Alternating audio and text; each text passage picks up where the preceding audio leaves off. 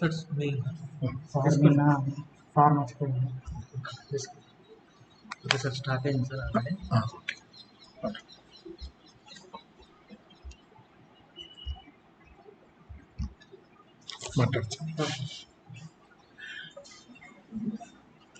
Good morning, friends. Sorry, in fact, I was under the mistaken impression that my class is at 2 o'clock. And when Jyoti rang me up, I came to know that it is 11:15. Okay. Good morning to all of you. You must have enjoyed vacation and all of you must be safe. Now, today we shall be talking about fundamentals of reproduction. Am I audible? Jyoti, can you just call me on my cell and confirm if I am audible and if the screen is properly visible or not?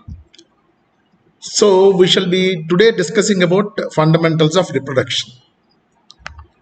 Now, what is reproduction? Reproduction is basically multiplication of a particular species. Are you able to hear? Okay, ma. Okay. So the basic goal of reproduction is to ensure that once a species multiplies, and we are facing what exactly we suffer from if we are too greedy as humans. In fact, in the whole ecosystem, everybody has to be allowed to survive. If we try to only just having supremacy and development and all those things, we get problems like this COVID. We know, in fact, this reminds us of, I do not know how many of you know about Ambarish and Durvas. No, this reminds me of the plight of Durvas, who becomes very superiority complexed and tries to take unnecessary vengeance on Ambarish and suffers. Anyway, that story will not touch it here. So actually, the goal is basically to multiply one's own species. Now, there are certain differences between humans and others. We will keep on discussing about that. This is more of a story, and it is just to make you understand what are the basics of reproduction, basics of sexual development. So, just try to understand the subject.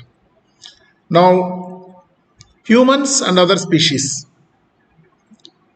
there are a lot of differences in their way of reproduction.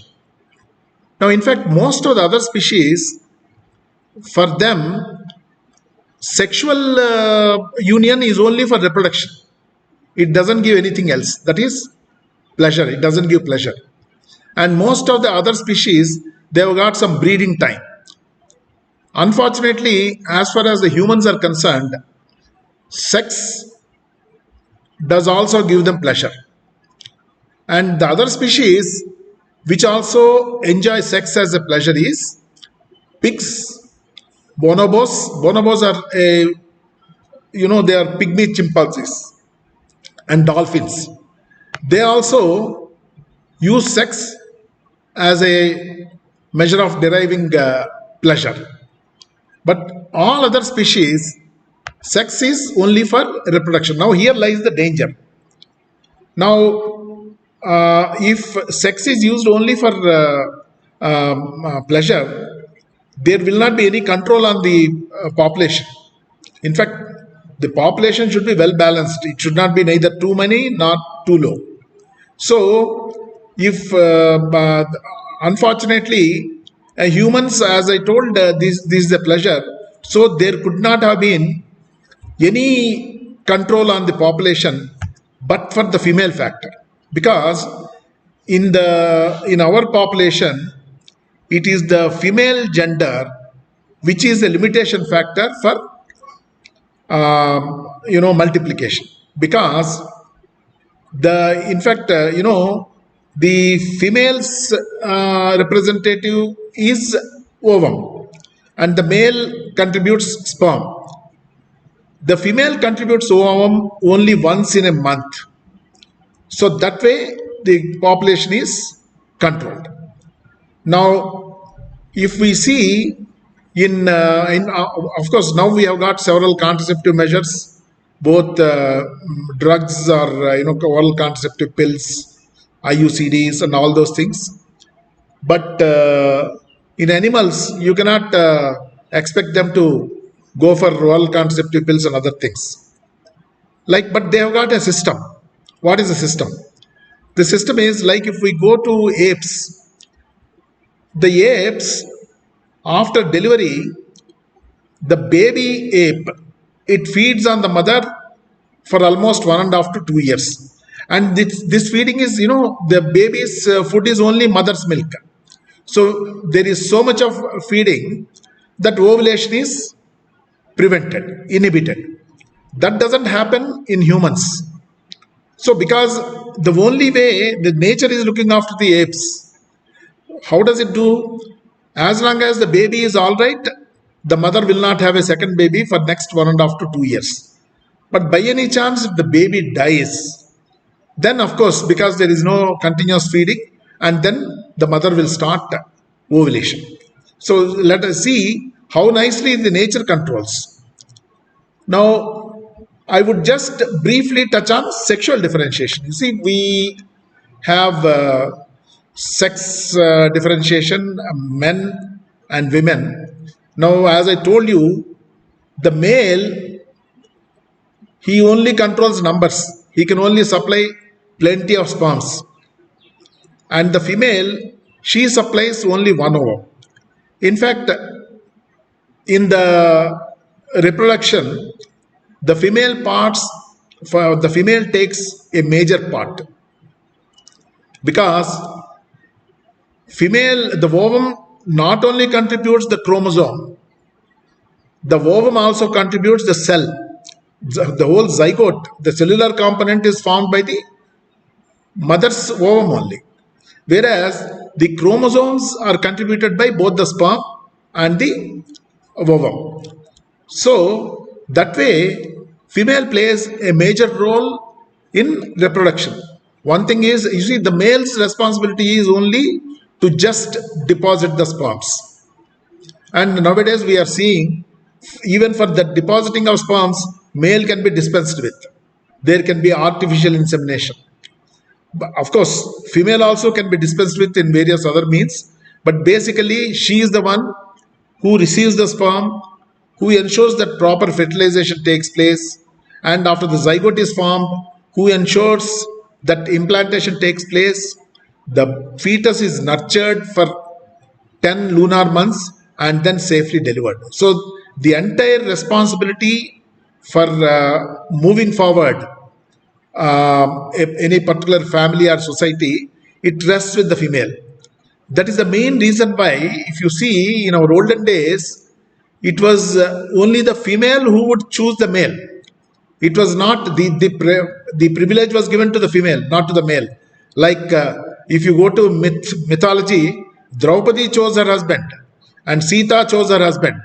And even if you go to history, Prithviraj and Samyukta chose her husband. So this was well understood by our ancestors. So one point I would like to stress here is, female is the most important pivot as far as the reproduction and future society is concerned. And not only that, female is also a limiting factor in controlling the pregnancies. Now I mentioned about males and females. How are we getting differentiated? Who is bound to be male? Who is bound to be female? When is it decided first? As you all know, this is only a revision.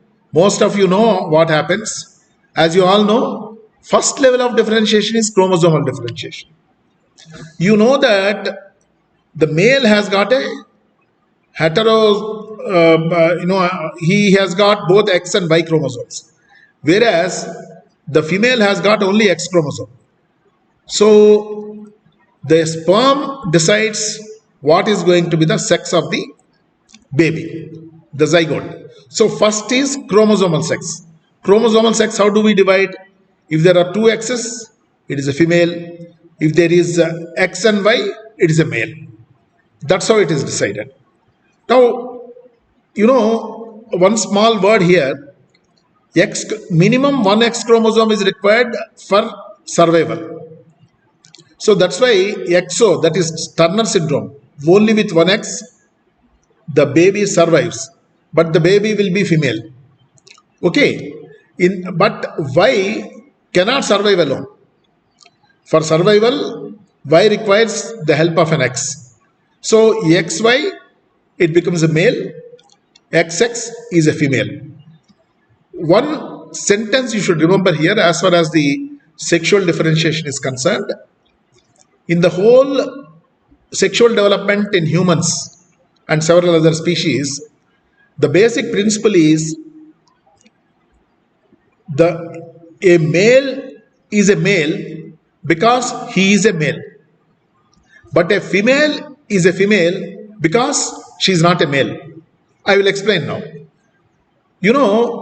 The Y chromosome on itself it cannot survive, but when once it is added to an X chromosome, it borrows the life from X chromosome but dominates and drives the development towards a male individual. That's how it happens. That means now if there is XX chromosome, the gonad will be ovary. Even if only X is there, the gonad will be ovary, but the ova will not survive long. Turner syndrome.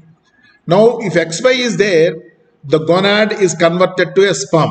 That means, to a testis. That means the gonad gets converted to testis only if Y is there. If Y is not there, it continues to be an ovary. That means we are all females by default unless that Y chromosome comes. And that Y chromosome influences the next level, that is gonadal level. The gonad is converted to testis. Now, once the gonad is converted to testis, testis has got two important cell types. One is Sertoli cells, the other one is Leydig cells. Okay, now what does it do? If it is an ovary, it will remain like that. If it is a testis, it produces from Sertoli cells anti-Mullerian hormone. Because basically, whatever are the internal genital structures which are going to develop, whether it is Mullerian system or the other system, we have got indifferent system initially. But once the Sertoli cells, they produce anti-Mullerian hormone, the testis ensures that the female ductal system, that is tubes, uterus, the Mullerian system doesn't develop. And the next thing the gonad does is the testis, the Leydig cells produce testosterone. What is the action of testosterone? It promotes the development of male ductal system, that is the Wolffian system.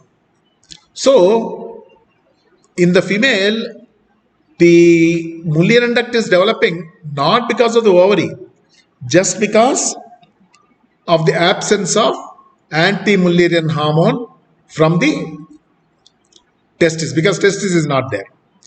Okay, now what happens to the internal genitalia? The internal genitalia, for their development, they develop on the testosterone that is produced by Leydig cells.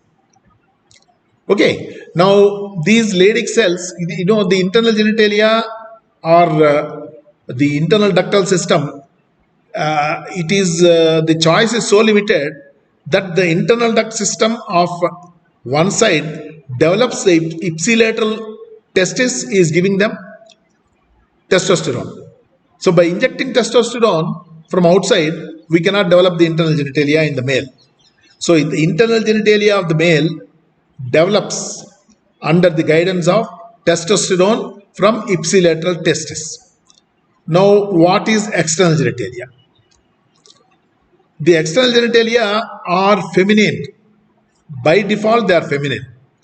Once the testosterone is there, and there is also androgen receptor is there, and there is also an enzyme by name 5 alpha reductase is there. Dihydro